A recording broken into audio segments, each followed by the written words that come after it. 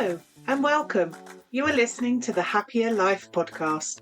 I'm your host, Claire Deacon. After deciding survival wasn't enough, I set out on a path to live my best life. I wanted to thrive. Now I'm on a mission to support others. Think you're not good enough, confident enough, brave enough? I'm here to tell you you are, and you can achieve anything. This is your time, so let's do this.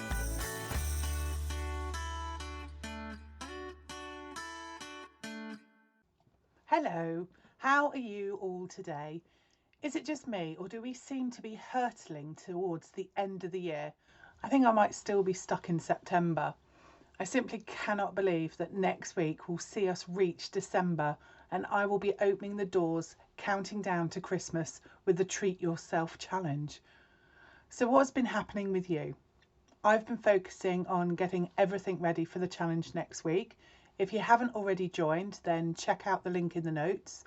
The Facebook group will be opening on the 28th of November and we will be getting started on the 1st of December. So, this week I've been hearing from lots of people who are struggling with their well-being and have reached out for support.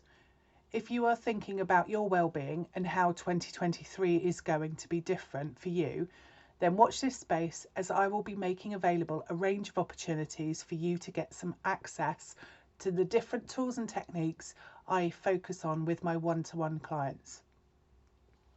In the meantime, if you're interested in getting yourself started on your well-being, I've recently published a 90 days of well-being journal, which is now available on Amazon. And again, I will post the link in the notes for the show. I've had some really great feedback on the journal so far, so take a look and see what you think. Also, as many of you will know, a major part of the work I do is giving back. I've done various activities, whether it's been fundraising or donating my time in supporting individuals who are struggling. And recently I have been talking to someone who works with women who have experienced domestic violence, and we have decided to be working on something really interesting for 2023, collaborating together to support those individuals further. So if this is something that affects you, then get in touch and we can discuss it further of how you can get involved too. As the roller coaster of Christmas plans starts to build up, I wanted to talk to you today about you and making sure you don't leave yourself behind. I hear and see from so many people, and it's something I have become conscious of in my own life, that the holiday seasons start out to be very jolly, but soon the pressure of everything simply becomes overwhelming. First, it starts with the pressure to get organised, and people are snapping up bargains and we're inundated with special offers. Obviously something that's topical as we head towards Black Friday, which I'm quite convinced started 2 weeks ago and seems to get longer and longer each year. My inbox has been overwhelmed with special Black Friday offers. I'm not sure whether it's more intense this year or not. For some, there will also be friends and family negotiations, who's seeing who at Christmas, who's organising it all, who's taking responsibility for different aspects, who's going to sleep on the airbed on the floor, who's going to pick Great Aunt Dorothy up, who's going to host that relative that does nothing but complain or make endless demands. Then there's the Christmas presents, the latest gadget, the sought after toy, the overpriced junk. What do I get? How much do I spend? How the hell am I going to pay for it all? Especially, given this year and the pressures that everyone is facing. How am I going to bake the Christmas cake, mince pies? And whilst you're doing all of that, hold down your job, run the family home, and doing all of that with that holiday spirit, jolly smile on your face, and enjoying all of those extra festivities and demands of wearing the right Christmas jumper on the right day, and not forgetting the Christmas play and festivities and end of term performances for those of you who have children. I'm sure many of you get the picture that I'm painting here. There'll also be many of you where Christmas will be a difficult time, especially. Perhaps you're having to deal without someone who you love around you. Maybe you're particularly suffering at the moment with financial pressure and it's all getting a bit too much. So really in today's episode, I want to talk about your self-care in the holiday season. So you can not just survive the holiday season and get it over with, but you can really thrive and you can actually enjoy some of the magic and what the season has to offer. So let's get started on really what would make a difference to your well-being and how you can implement a self-care regime. Well, the first part of ensuring your own happiness is to focus on what it is that you want. So what do you want? What is it that you want for Christmas? And I'm not talking about the presents. I'm talking about, how do you want to feel? How do you want to behave in the build up to the day itself? What do you wish was different from previous years? What would it mean to you to have a different type of Christmas? Now, even if all the things that you wish for you can't make happen this year, acknowledging what you would like means that those wants and needs will be heard and they are being acknowledged and you're aware of them.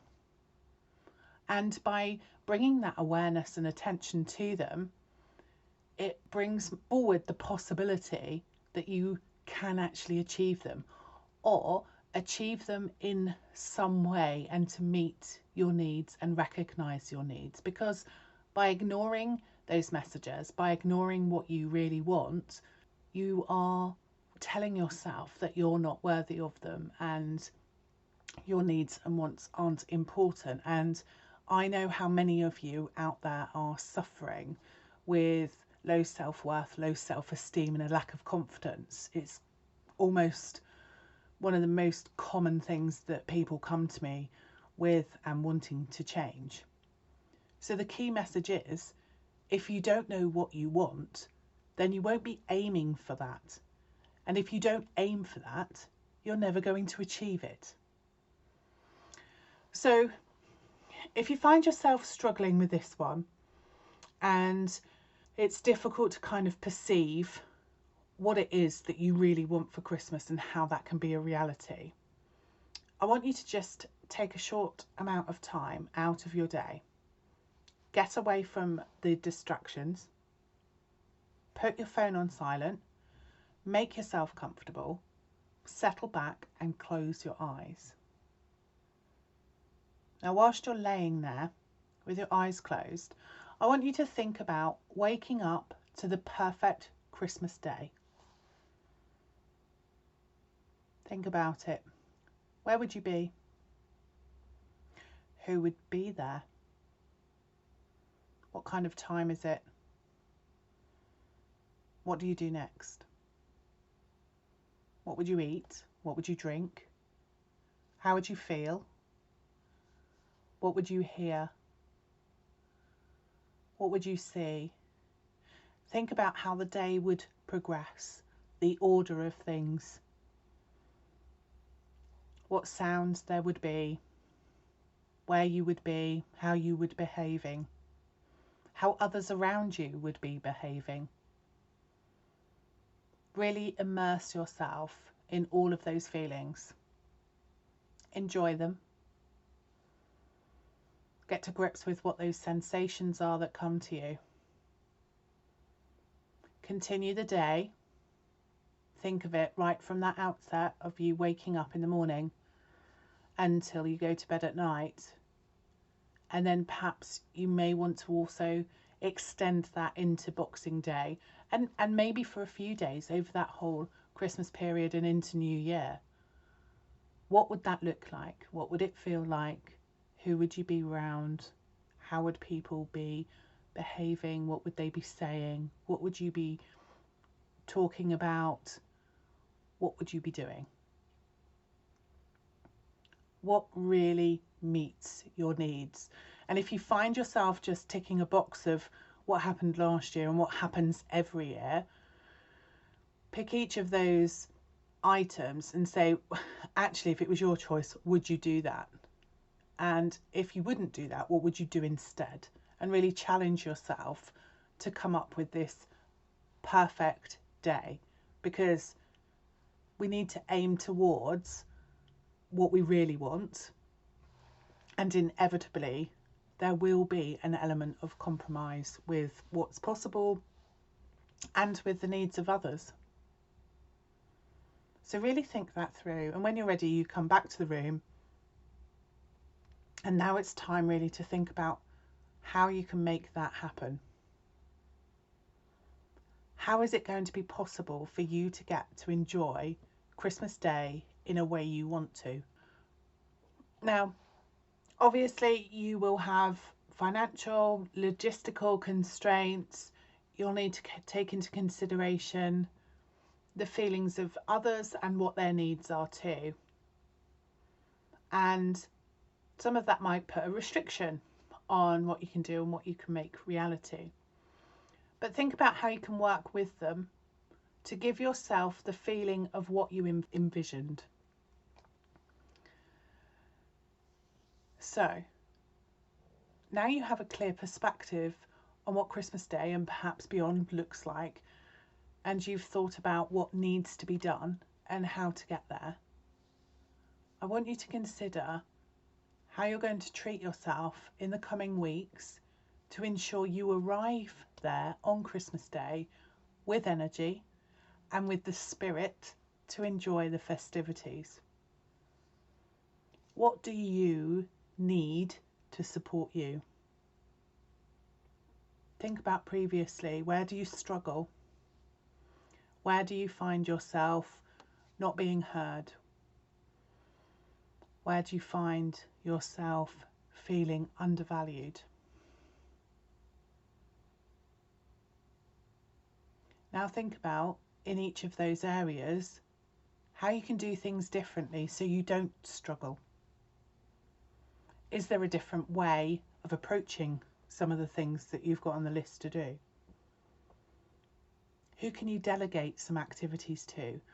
Or if you can't delegate some of the preparation for Christmas, what is there in your life that you can delegate out to make room for doing some of this additional work? What would make life easier for you?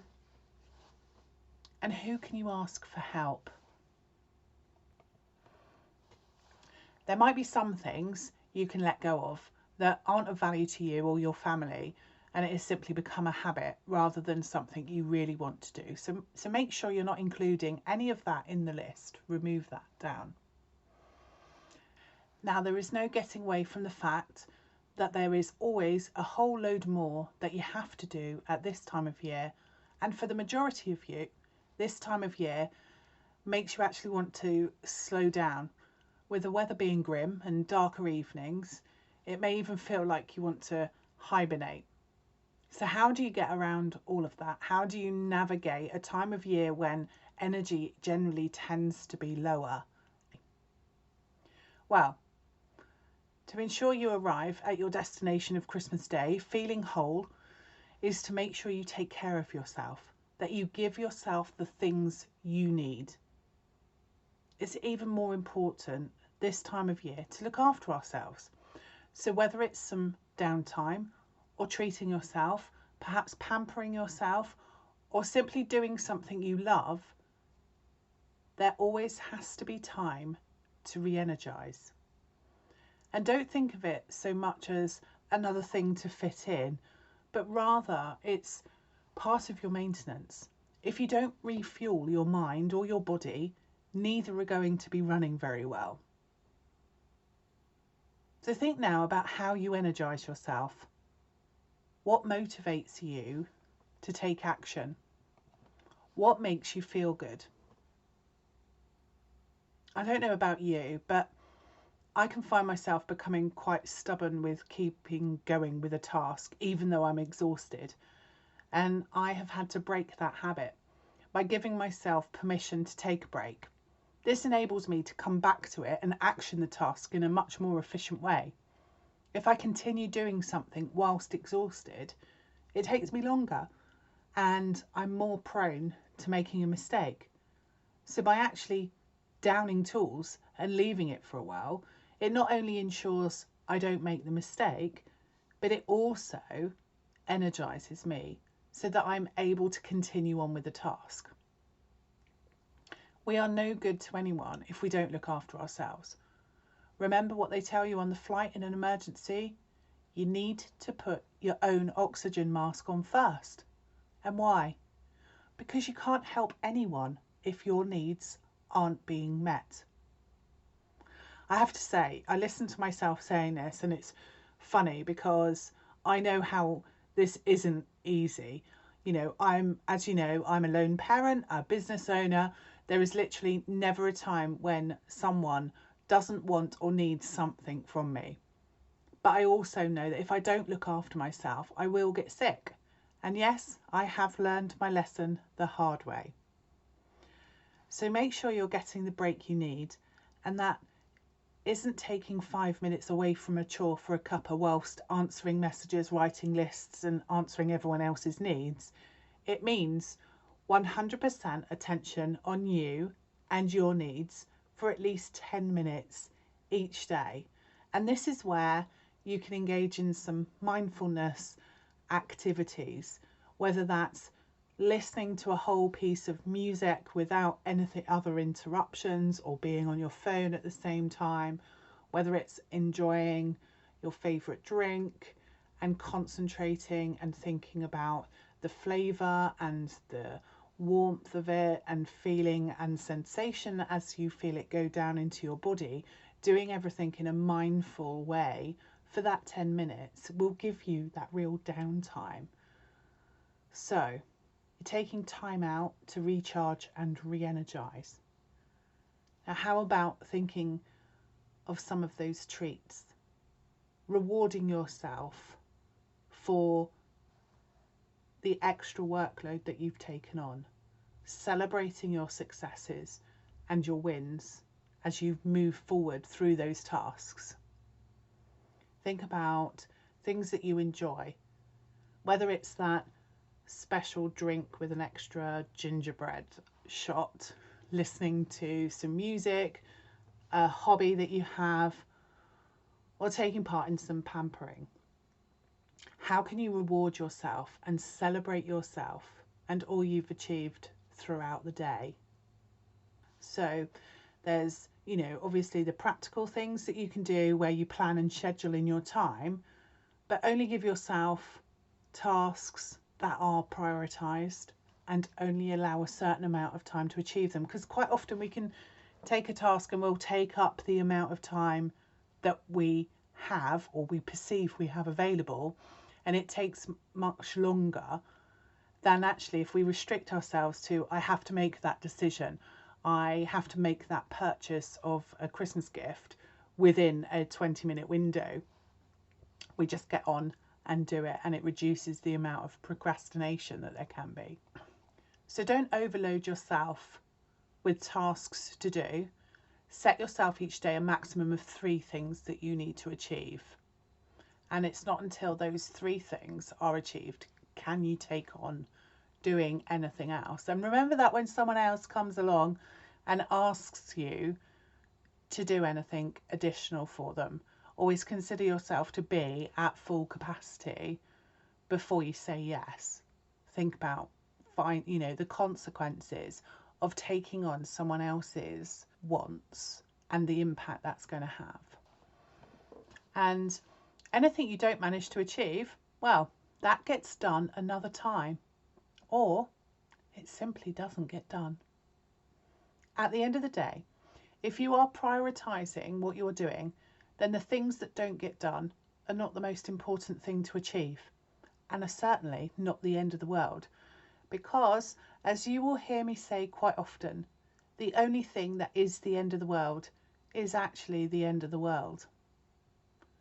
So let's recap on what I've covered today. First of all, it's important to decide how you want to feel and behave and what you want the holiday season to look like for you.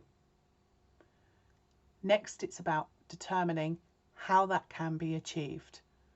Decide on your priorities, what needs to be done, how and when you can do it, and don't forget to delegate and ask for, and more importantly, accept help when it's offered.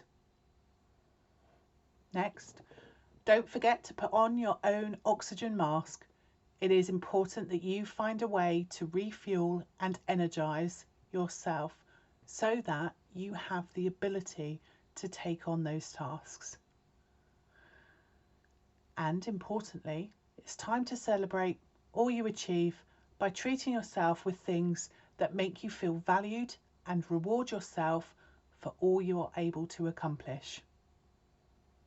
Now, because I know a number of you struggle at this time of year, especially with keeping on top of your own well-being, I have created a free challenge. So, from the 1st of December, there will be a daily task to guide you in going through this process. Some of the tasks that I'm putting forward will literally only take you a couple of minutes, so it's not going to be another thing to overwhelm you for you to take on. All the tasks have all been designed to improve your overall well-being, reduce stress, to enable you to feel more positive so that you can really enjoy the festivities.